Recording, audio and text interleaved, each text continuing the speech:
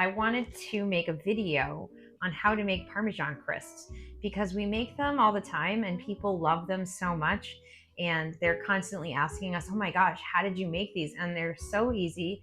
And I thought, you know what, I'll just make a little video and then you can go check out my YouTube channel if you want to know how to do it. So I've got my baking dish here, or my cookie sheet, whatever you want to call it. This one's a pretty heavy duty one, but I'm assuming anything will work.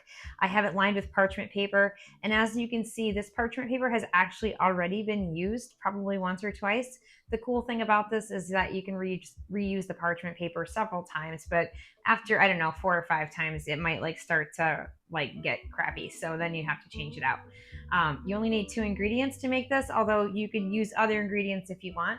In fact, you can try with other cheeses, but we have just found that grated Parm that you can get from the refrigerated section of the deli section of the store. You go to Hannaford and this is what they have there. The grated Parm, not like the stuff that you can get in the pasta aisle in the middle of the store. It needs to be fresh grated Parm, or at least, fresher grated Parm. You could grate your own, I'm sure, and it would probably work. And then we use cracked black pepper. Now you could make it actually without that. That's entirely up to you. So technically it's 1 ingredient, so just the grated Parm.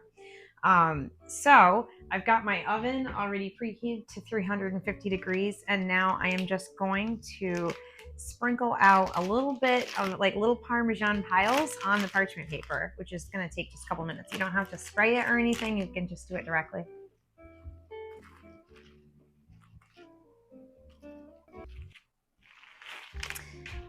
And now I just sprinkle each one with some pepper.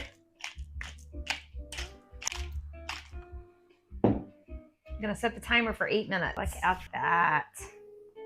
They kind of pop up off the parchment paper when they're done. You can almost hear them popping. So once they start doing that, you could probably go another minute. I like mine a little tiny less crispy than my husband usually makes them. Anyways, that's what they look like. And they are just absolutely delicious. All right, here we go.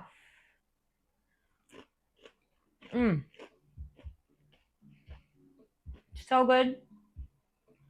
And honestly, they are so crispy that they've taken the place of crackers on my soup.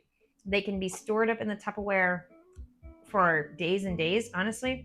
We initially kept them in the refrigerator, but if you get them really crispy, you don't have to.